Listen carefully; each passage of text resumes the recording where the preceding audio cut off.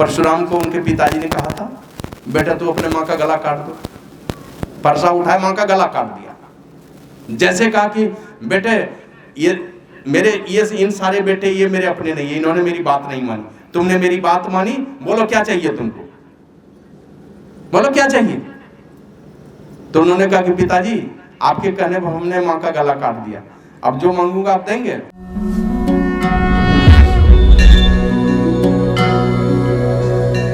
श्री सद्गुरु महाराज की जय। धर्म प्रेमी सज्जनों, माताओं एवं देवियों, अभी हम लोगों ने संत स्तुति और गुरु विनती का गायन किया। संत स्तुति क्यों? तो बाबा कबीर कहते हैं, लगी आग आकाश में, चुई चुई पड़े अंगार, ना होते यदि संत जन तो जल जाता संसार। संत पुरुषों की कृपा से ही ये धरती टिकी हुई है, नहीं तो इतना इतना पाप कर्म हो रहा है, कब धरती रसातल में चली जाती। उन्हीं संतों की कृपा से ये धरती है टिकी हुई, और वे संत पुरुष हैं, इसलिए सारे संसार का कल्याण हो रहा है। ये संत पुरुष नहीं होते, अगर हैं और इतनी कथा लोग सुन रहे हैं, इतनी अच्छी बातों की चर्चा हो रही है, तब तो सुनते नहीं। फलाने बेटी को 35 टुकड़ा कर दिया, कहीं 50 टुकड़ा कर दिया, कौन कर रहा है? और ये संत महापुरुष सुनाने वाले अगर नहीं होंगे तब समाज की क्या दशा हो। रोज साधु संत सिखा रहे, माता पिता की सेवा करो, ये परमात्मा के दूत हैं तुम्हारे घर में, प्रत्यक्ष देवता हैं ये दोनों। और देवता को किसी ने देखा, किसी ने नहीं देखा, अधिकांश ने नहीं देखा। तो माता पिता को देखा है लोगों ने, उनकी कृपा को जाना है लोगों ने, रोज सिखा रहे हैं, तब तो बूढ़े माता पिता की इतनी दुर्दशा है। और सिखाने वाला नहीं रहे तब क्या करेगा। इसलिए संतों की कृपा से ही है, जो कुछ भी सद्गुण हमारे अंदर में है, जो कुछ भी बढ़िया कर्म करने का विचार हमारे अंदर में है, ये संतों की कृपा से है। नहीं होते ये संत जन तो सारा संसार भ्रष्ट हो जाता, अधोगति में, रसातल में चला जाता। इसलिए हम लोग संतों का गुणगान करते हैं और मांगते हैं उन्हीं संतों से, प्रेम भक्ति गुरु दीजिए। देना है कुछ तो ऐसी चीज दे दीजिए जिसमें सब कुछ आ जाए। और ये भक्ति ऐसी चीज है, फिर अलग से कुछ नहीं मांगना पड़ता। इसके पीछे पीछे जैसे हाथी का पद चिन्ह कहीं पर पड़ जाए, हाथी का पैर का निशान, अब कोई भी जीव के पैर का निशान उसमें रखिएगा तो अट जाएगा। उसी प्रकार ये भक्ति है, जब भक्ति मांगते हैं तो दुनिया में मांगने के लिए कुछ नहीं रह जाता। भक्ति से ही भगवान बस में हो जाते हैं, और भगवान बस में हो गए तो उनकी बनाई हुई सारी सृष्टि आप ही की हो जाएगी। इसलिए हम लोग प्रेम भक्ति मांगते हैं। तो हम लोग संत स्तुति और गुरु विनती का अभी गायन किए, फिर हमने रामचरितमानस का पाठ करवाया। इसके पहले 2-3 भजन हमने भी गा के सुनाए। सत्संग बिना सोचो मानव, जग में वह ज्ञान कहाँ होगा, जिस ज्ञान की साया में जाकर अपना कल्याण महा होगा। हमारा महाकल्याण हो जाए, हमारे जीवन में कोई दुख नहीं रहे, सब दुख धीरे धीरे घटते घटते सब दुख समाप्त हो जाए। कहाँ पर होगा? जब तक सत्संग की छत्र छाया में नहीं जाएंगे तब तक कहीं कल्याण होने वाला नहीं है। इसलिए ये सत्संग है जहाँ चल करके अपना महाकल्याण होता है। बाबा साहिब स्वामी जी महाराज कहते हैं, ए मानव, कभी विचार तो करो कि सत्संग को छोड़ करके और कहीं पर कल्याण होने वाला है क्या?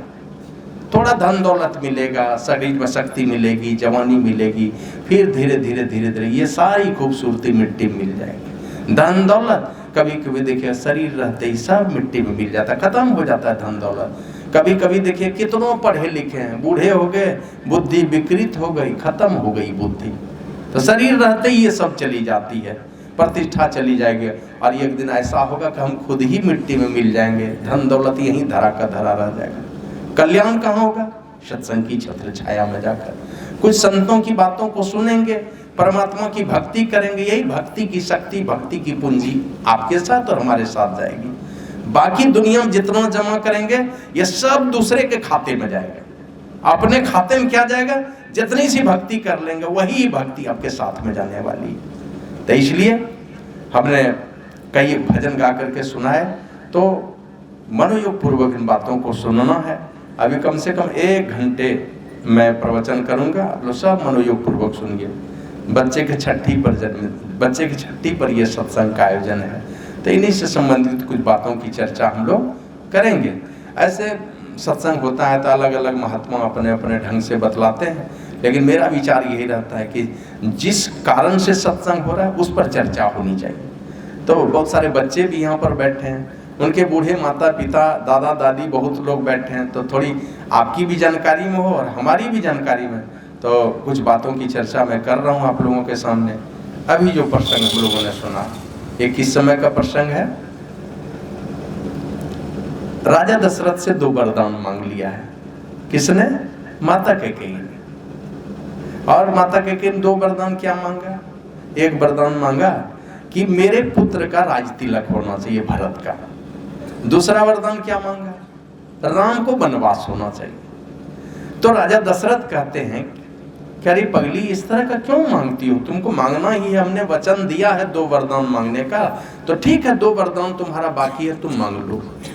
एक वरदान जो तुम मांग रही हो कि भरत का राज तिलक हो, वो तो ठीक है, चलो मांग लिया, तुम्हारी इच्छा है, लेकिन दूसरा वाला वरदान बदल लो, राम को वनवास वाला वरदान बदल लो, उसको भी रहने दो अयोध्या में, वो नहीं जाए वन में, दूसरा इसके बदले में और कोई मांग लो, भरत को राजा बना लो, राम को भी रहने दो, क्योंकि भरत और राम ये दोनों मेरी आंखें हैं। क्या है? राजा दशरथ क्या करें? भरत और राम दोनों मेरी आंखें हैं, माने इसी भरत और राम के माध्यम से मैं संसार को देखता हूं। राम कौन है? भगवान है। भरत कौन है? संत है। भरत कौन है? संत है, ये वो दूसरे भगवान है। हर राजा दशरथ के माध्यम से दुनिया के हर लोगों को सीख लेनी चाहिए। हमारी कौन कौन आंखें होनी चाहिए? एक तरफ परमात्मा है, दूसरे तरफ संत है। सड़क किनारे में इसी तरफ बाधा होती है। सत्संग जो है ना इस इलाके में बस सड़क के किनारे ही लोग करते हैं, ये बढ़िया नहीं होता सड़क के किनारे का सत्संग, बार बार उधर ही लोगों का दिमाग जाएगा। तो ये दोनों मेरी आंखें हैं, मतलब संसार में लोग जिए इन्हीं दोनों सहारे को लेकर के। किनकी कृपा से हमें ये शरीर मिला? परमात्मा की कृपा से।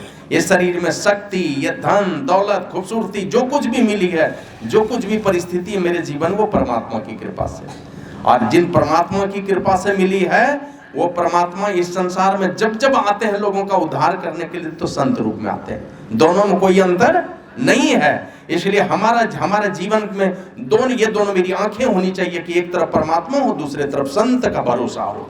संसार में हमारा उद्धार कौन करेगा? तो संत पुरुष करेंगे। और संत पुरुष कहाँ पहुंचाएंगे? मैं तो उस परमात्मा के पास पहुंचाएंगे। तो राजा दशरथ कह रहे हैं कि अरे मत मांगो ये वरदान, राम को भी रहने दो, ये दोनों मेरी आंखें हैं, इन्हीं दोनों आंखों से मैं संसार की संभाल करता हूं। लेकिन आप लोग जानते होंगे माता कैकेयी ने यही कहा, दुईक होई एक समय भुआला, हंसब ठठाई फुलाओ गाला। ए राजा, ये दोनों बातें क्या हो सकती है?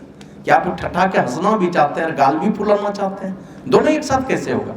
एक तरफ दानी कहलाना चाहते हैं, दानी कहा हुआ अरु कृपनाई होई कि सेम कुशल रौताई। एक तरफ दानी कहलाना चाहते हैं, हम बहुत बड़ा दानी हैं, और दूसरे तरफ कंजूसी भी कर रहे हैं। ये दोनों बातें एक साथ कैसे होगी? क्या हम गाल फुलाना चाहते हैं, हंसना भी चाहते हैं? दोनों चीज तो एक साथ नहीं हो सकता।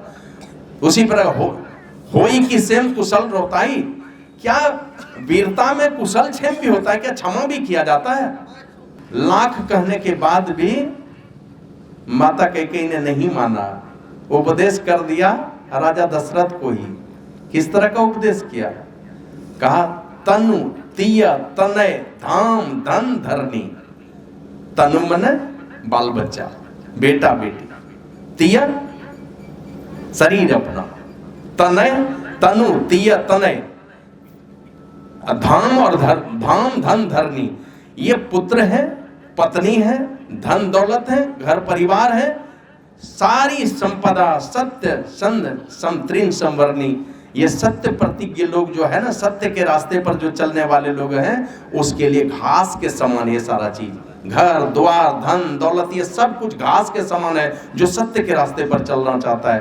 और आप पुत्र के मुंह में पढ़ करके इसे बोल रहे हैं, हमें कह रहे हैं वरदान बदलने के लिए। नहीं देना था तो काहे बोले कि बर मांगो बर मांगो? ये सारी बातें कह करके जब राम जी को इन बातों की जानकारी मिली, अब सोचिए कि कल राज तिलक होने वाला है, जिनका राज तिलक होगा कल, आज पता उसी समय पता चलता है वनवास जाना है उनको। अब क्या गुजरा होगा उस माँ के ऊपर, जिस माँ का बेटा है वो इनका है बेटा राम जी, राजा माता कौशल्या का। अब कौशल्या के ऊपर क्या गुजरता होगा कि निर्दोष बेटा उनका, कोई गलती नहीं की है, पूरे अयोध्या में जय जयकार है श्री राम का, सारी प्रजा चाहती है, लेकिन वनवास हो गया। कैसी परिस्थिति होगी कि कल राजा बनने वाला है और आज वनवास हो गया उसको, निर्दोष बेटे की मां पर क्या गुजरता होगा। कैसी दीवार खड़ी की दुश्मनी की, कैसी दीवार खड़ी हुई। झगड़ा होता कि नहीं होता, दंगा फसाद सब हो जाता है। एक तरफ सारी जनता है राम के पक्ष में, और दूर कल पता चलता है वनवास जाना है। राम जी जाने के लिए तुरंत जैसे पिताजी के पास जाते हैं, देखा मूर्छित अवस्था में, सारी बातों की जानकारी ले ली। किनसे? माता कैकेयी से। जा करके कहा माते क्या बात है बताओ, तो माता से सब जानकारी मिल गई। अब माता से जानकारी मिलने के बाद वो भी अंदर से तो ग्लानि है उसको भी, बहुत कठोर कदम उठाया है उसने कि जिस राम को सारी जनता चाहती है। और माता कैकेयी का जो बेटा था भरत, वो कहाँ रहता था पता है? अधिकांश समय नानी के घर में बीतता था, ननिहाल में। इसलिए पिताजी जब का देहांत हुआ था, भरत जी थे भी नहीं यहाँ पर, वो थे नानी के घर में। तो उनकी माँ भी जानती है कि मेरा बेटा सब दिन ननिहाल में रहा है, राम को ही चाहता है सब लोग, लक्ष्मण को ही चाहता है सब लोग, लेकिन ये तो जबरदस्ती मेरा प्रस्ताव है। तो अंदर से तो ग्लानि है उनको भी, लेकिन कठोर होकर के वो कहती है कि तुम्हारे पिताजी ने 2 वरदान दिए थे, एक वरदान में हमने भरत के लिए राज मांग लिया, राज तिलक, और दूसरे वरदान में तुमको 14 वर्ष का वनवास मांग लिया। तो भगवान श्री राम कहते माता ये छोटी सी बात के लिए इतने दुख क्यों परेशानी में हो, ये तो मेरा सौभाग्य है।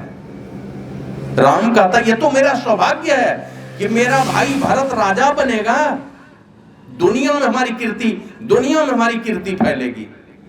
अब हम लोगों के घर की बात रहती तो क्या दशा होती। और राम कह रहे हैं कि अगर मेरा छोटा भाई राजा बनेगा तो मेरी कीर्ति दुनिया में फैल जाएगी। वो क्यों?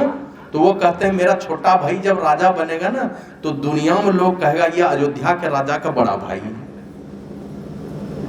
अयोध्या के राजा का बड़ा भाई है ये। आप देखिए हमारे आश्रम में कभी कभी मेरे बड़े भाई आते हैं, बढ़िया सत्संगी है, लेकिन इधर पूछिएगा तो किन्हीं से कौन है, उनके विषय में जब परिचय देगा तो क्या परिचय देगा, वो कौन है, कहेगा श्रद्धानंद बाबा का बड़ा भाई है। तो बहुत महात्मा है जो पैर छू के उनको प्रणाम करने लगते हैं कि उनका भाई है तो मेरा भी भाई है।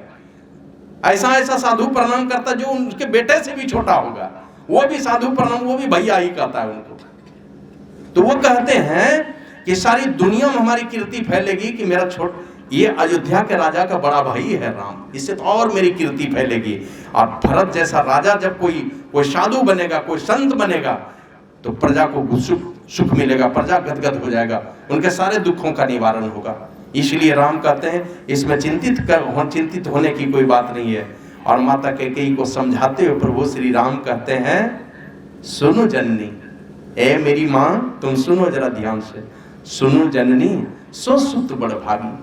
ए मेरी माँ वह बेटा बड़ भागी है, बहुत भाग्य वाला है वो बेटा, जो पितु मातु वचन अनुरागी, जो अपने माँ बाप के वचन में अनुराग रखने वाला है, अपने माँ बाप के बातों में प्रेम रखने वाला है, यानी अपने माँ बाप के बातों को अपने सर पर रखने वाला है, वो बेटा है बड़भागी। जो पितु मातु वचन अनुरागी, जो अपने माँ बाप के आदेश का पालन करने में प्रेम करता है। मेरे माँ बाप का जो आदेश हो गया तो आदेश हो गया। आप लोग जानते हैं, एक दिन कोई शास्त्र में पढ़ रहा था, मुझे याद नहीं है, उसमें लिखा माता पिता गुरु ये तीनों ऐसे रिश्ते हैं संसार में, ये तीनों ऐसे शख्स हैं संसार में, इन तीनों का आदेश पालन करके अगर नरक में भी जाना पड़े ना, तो नरक में भी ज्यादा दिन वो रुकेगा नहीं, वहां से निकल जाएगा। नहीं रहेगा नरक में। लोग कहते हैं बाप कहेगा नरक में जाने तो चले जाएंगे, माँ जो कह देगी कर लेंगे। तो माता पिता और गुरु जो होते हैं ना, ये तीनों कुछ भी कर देंगे, कुछ भी कर लेने से वो अधोगति में नहीं जाएगा। अगर चला गया तो वहां ठहरेगा नहीं जाएगा वहां। आप लोगों को याद है ना, अष्टावक्र मुनि के विषय में कोई को बतलाते हैं, माँ के गर्भ में जब वो पल रहा था, माँ के गर्भ से आवाज आती थी वेद मंत्र की। एक दिन हुआ क्या, उनके पिताजी, उनका नाम था कोहल ऋषि। कोहल ऋषि के नाम पर ही कहलगांव शहर बसा है। कोहल ऋषि की तपोभूमि है। और कोहल ऋषि की जो पत्नी थी उनका नाम था सुजाता, कोहल ऋषि की पत्नी का नाम। और सुजाता थी, अगर को पढ़े लिखे लोग होंगे तो बचपन पढ़े होंगे गुरु भक्त आरुणी की कथा, धौम्य ऋषि के आश्रम में पढ़ते थे वो। वही गुरु भक्त आरुणी आगे चल करके महर्षि उद्दालक के नाम से विख्यात हुए थे। और महर्षि उद्दालक के नाम से विख्यात जब हुए, उनकी एक बेटी थी, उसका नाम था सुजाता। सुजाता बड़ी ही कुलवंती थी, अब बड़ी ही अच्छे पिता की पुत्री थी, तो उसके अंदर में त्याग तपस्या ये सारे भाव थे, भक्ति भाव में संपन्न थी। लगा कि मेरी एक बेटी है तो किससे ब्याह करूं। तो वही गुरु भक्त आरुणी जो आगे चल करके महर्षि उद्दालक के नाम से विख्यात हुए, उन्हीं के गुरुकुल में बहुत सारे विद्यार्थी पढ़ते थे। उन्हीं विद्यार्थियों में एक विद्यार्थी का नाम था, वो था कोहल।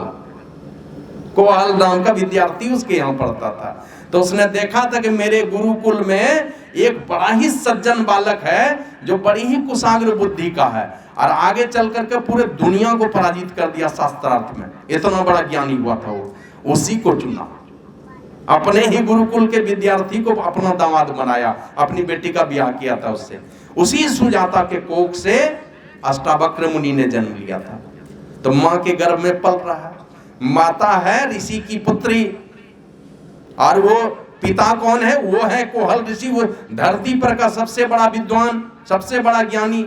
और उन दोनों के संयोग से बच्चा पल रहा है माँ के गर्भ में।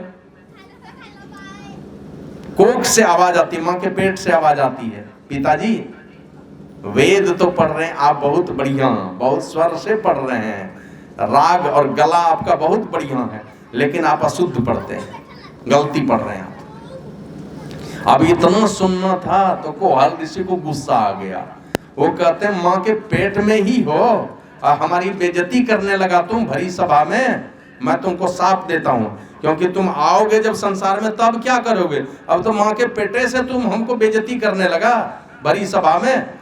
ये दुनिया में कोई बेइज्जत नहीं किया, और माँ के पेट में जो बच्चा है, माँ के पेटे से तुम गलती सुधारने लगा मेरा, और लोगों के बीच में अपमानित करने लगा। मैं तुमको साथ देता हूँ, तुमको साफ देता हूँ कि तो 8वां अंग से टेढ़ा हो गया।